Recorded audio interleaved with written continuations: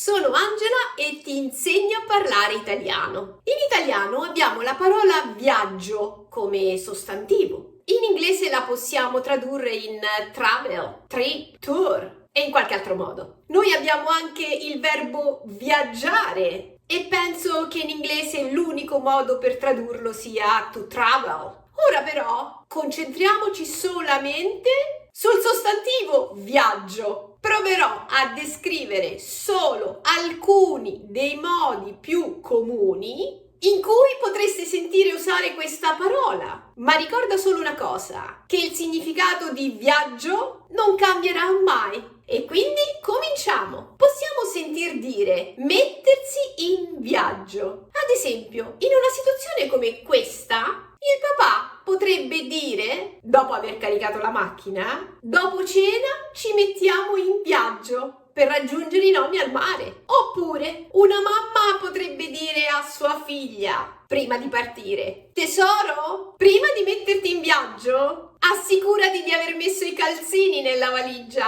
Abbiamo anche l'espressione essere in viaggio. Ad esempio, qualcuno di voi potrebbe dire, quando sono in viaggio mi piace ascoltare la musica. Oppure, in un caso come questo, un motociclista solitario, quando sei in viaggio da 3 ore e ti manca ancora qualche ora prima di arrivare. E allora, per essere chiari, usiamo l'espressione mettersi in viaggio quando ci riferiamo all'inizio del viaggio, ma useremo essere in viaggio solo quando ci troviamo in viaggio, in movimento e lontano da casa.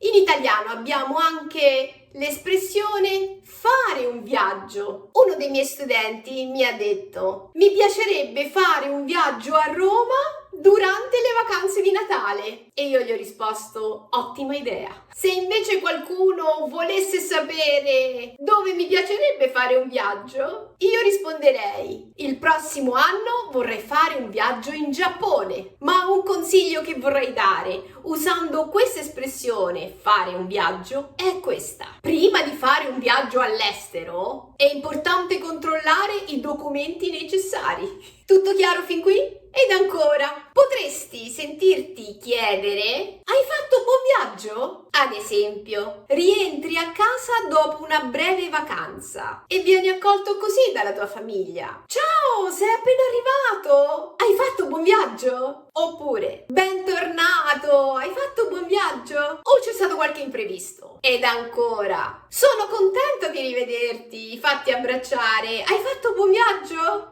Oppure potresti essere accolto con un'altra frase, tipo: come è andato il viaggio? Qualcuno potrebbe semplicemente chiederti: come è andato il viaggio? Spero sia stato tutto tranquillo. Oppure: sei tornato? Come è andato il viaggio? Qualche problema? Ed ancora, ad esempio, se hai viaggiato in macchina: come è andato il viaggio? Ho sentito che c'era un po' di traffico oggi, o mi sbaglio? In italiano diciamo anche viaggio di nozze quando organizziamo un viaggio dopo esserci sposati.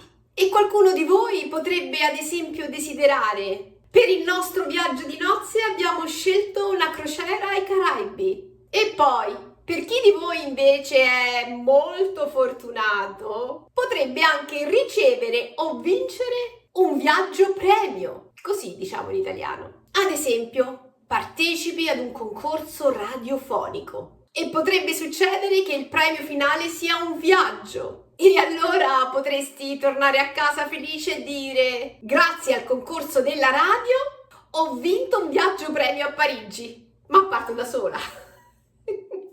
Ed ancora, la parola viaggio la accompagniamo con questa espressione: viaggio per affari o viaggio per lavoro. E quindi potresti sentir dire: la prossima settimana sono in viaggio per lavoro. Oppure qualche giorno fa ho incontrato una mia amica che mi ha detto: sono stata a Tokyo per un viaggio d'affari. Città molto interessante, ti dirò. E poi non posso non ricordare espressioni in cui troviamo la parola viaggio in contesti figurati ed astratti. Ad esempio, l'espressione viaggio della speranza, quando si parlava di migranti che affrontavano viaggi lunghi, lunghissimi, in barche per mesi, per arrivare in lontane parti del mondo, come l'America per esempio. E allora si è coniata questa espressione che adesso adottiamo in Italia anche per i nuovi migranti, quelli che arrivano nel nostro paese e che hanno un sogno e affrontano questo viaggio, un viaggio della speranza per una vita migliore. E quindi potresti sentir dire o leggere: molti migranti affrontano un difficile viaggio della speranza. Ed ancora, in un senso sempre figurato, astratto, potresti sentir dire viaggio interiore, quando si parla di esplorare la tua parte inconscia,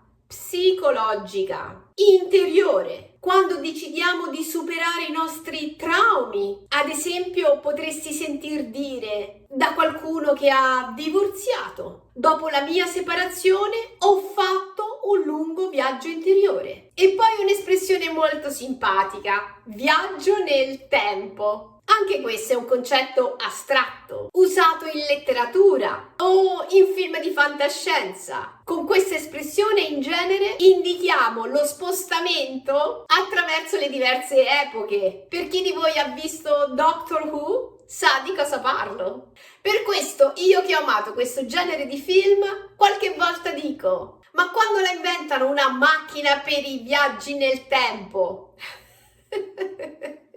Se qualcuno di voi ce l'ha, me lo facesse sapere, grazie. E poi abbiamo ancora espressioni come viaggio di piacere, viaggio organizzato, viaggio di studio, viaggio della vita, viaggio di fantasia. Ma credo che dopo tutti i miei esempi, per voi sarà facile capirne il significato. Potete però chiedermi spiegazioni nei commenti del video. E se siete arrivati fin qui, grazie! Grazie per tutti i like che troverò. Thank you for watching e bye!